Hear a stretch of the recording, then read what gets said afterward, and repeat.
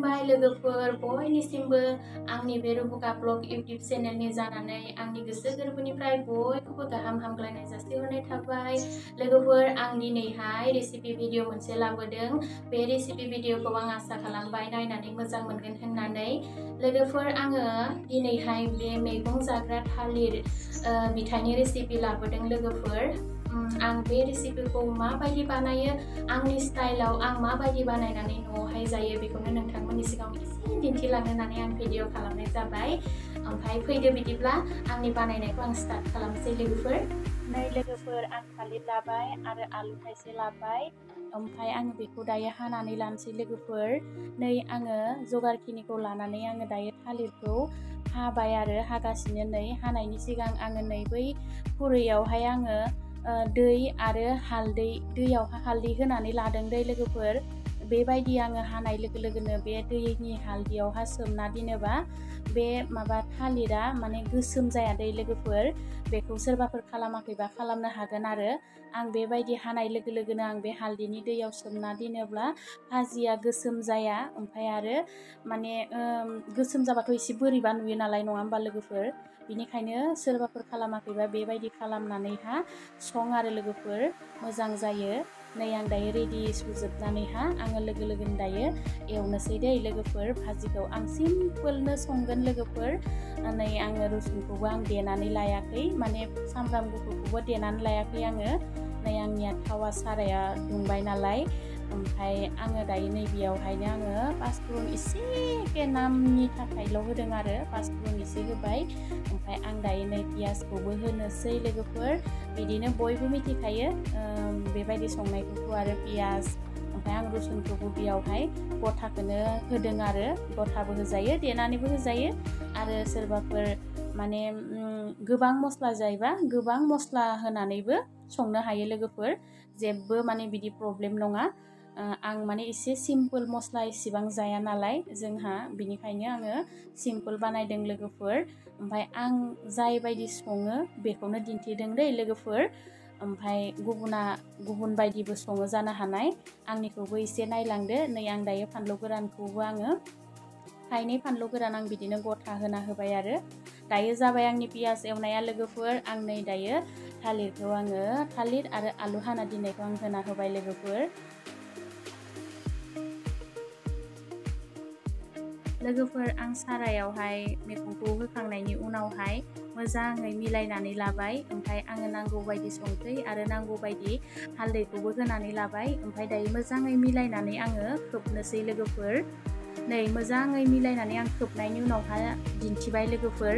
ओमफ्राय दायो आं बे समावनो एसे दै होदों दै लोगोफोर। दैखौ गेर होनानै लानाङा आरो, मानो होनबा थालिराथ' एसे गुरैयानो जाखायो नालाय। बिनि थाखायनो माने जोङो दैखौ खनसेयावनो इसेबां गेर होनो नाङा आरो। नै लगे लगे माने गोदौबायानो।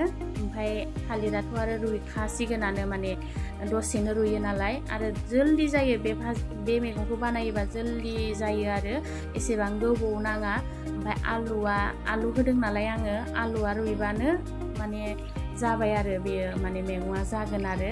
ओमफ्राय आङो बे थालिर मैगं बानायोब्ला माने थालिरा गथा गथा जाबासो गोथाव मोनो आरो दै लोगोफोर जानो थाखाय। ओमफ्राय नाफ्लेनो नाङा आरो, रुइद्राय होबाबो हामा मोनजायो। माने गथा गथा थानाय संनांगौ आरो, होमबानिया गोथाव मोनो। आं बेबायदि सङो लोगोफोर। ओमफ्राय नोंथांमोना माबायदि सङो बेखौबो खिन्थाहर आंनो। नै लोगोफोर दायो आंनि बे मैगङा रुइबाय, जाहांखाबाय आरो माने। ओमफ्राय बै जाहांनाय समावनो लोगोफोर आङो एसे दै होबावबाय आङो। दैखौ इसे होदो आं, माने बेयावहाय आङो दायो मा होनना बुङो जिरा पाउदार आरो माने धुनिया पाउदार नै आं दैयावहाय मिलायनानै खुरैयाव मिलायना लानायखौ होबाय आरो आङो। ओमफ्राय नैबे आं दा पाउदार मिलायना होनाया मोजाङै माने गोदौनानै रसआव मोजाङै मैगङाव हाबनायनि थाखाय आं दैखौ एसे होनायमोन लोगोफोर। नै दायो पुरा मस्लाया हाबबाय दायो मैगङाव लोगोफोर। ओमफ्राय नै बे आंनि दिनैनि थालिरनि मैगं बानायनाया बेयावनो जाबाय लोगोफोर।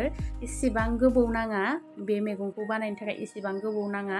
ओमफ्राय आं बेबायदिनो सिम्पोल सङो आरो लोगोफोर, खिन्थु गोथाव जायो। बे मैगंखौ बानायोब्ला जेनेबा भाजि बानायोब्ला रुटिफोरजोंबो जानो बिराद गोथाव जायो लोगोफोर। रुटि बानायबाबो बेबायदि भाजिखौ बानायनानैहा जाजायो। ओमफ्राय ओंखामदोबो गुदुं गुदुं जाबाला बिराद गोथाव मोनजायो लोगोफोर। मालाबा सोरबाफोर जायाखैबा बानायनानै जा लोगोफोर। हेल्दिथार आरो बे मैगङा, बे भाजिया माने हेल्दिथार।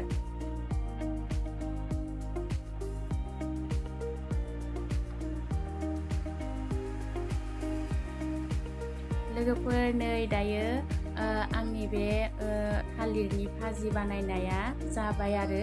बेबायदि दै एसे एसे थानायावनो बन्द खालामनांगौ, गेसखौ अफ खालामनांगौ आरो लोगोफोर। नङाबा माने बियो एसे माने गुसु जाबाला सोबना लाजोबो नालाय दैखौ। बिनि थाखायनो आं बेखिनियावनो आङो गेसखौ अफ खालामनानै होबाय लोगोफोर। दायो नायदो लोगोफोर आंनि भाजिखौ माबायदि नुखो। नै बेबायदि जाबाय, लास्टआवहा बेबायदि जाबाय लोगोफोर। पुरा टेस्टि जायो आरो हेल्दि आरो बे रेसिपिया, हेल्दि रेसिपि। जानो नांगौ लोगोफोर, मालाबा ट्राइ खालाम। लोगोफोर आंनि बानायनायखौथ' नोंथांमोना नुबाय। आङो बे थालिर मैगं जाग्रा थालिर बिथाइनि मैगं संनायखौथ' नोंथांमोना नुबाय। आं बेबायदि बानायो लोगोफोर। बेबायदि बानायनानै जायोबा एसे आं गोथाव जानाय मोनो, बेनिखायनो आं बेबायदि बानायनानै जायो। ओमफ्राय लोगोफोर आंनि भिडिअखौ नायनानै एसेबाबो मोजां मोनदोंब्ला लाइक खालामनानै हो आरो चेनेलखौ साबस्क्राइब खालामनानै हो। सोरबाफोर गोदान नायदोंब्ला आंनि भिडिअखौ आं बेखिनियावनो दोनथ'नोसै। खुलुमबाय, बाय बाय।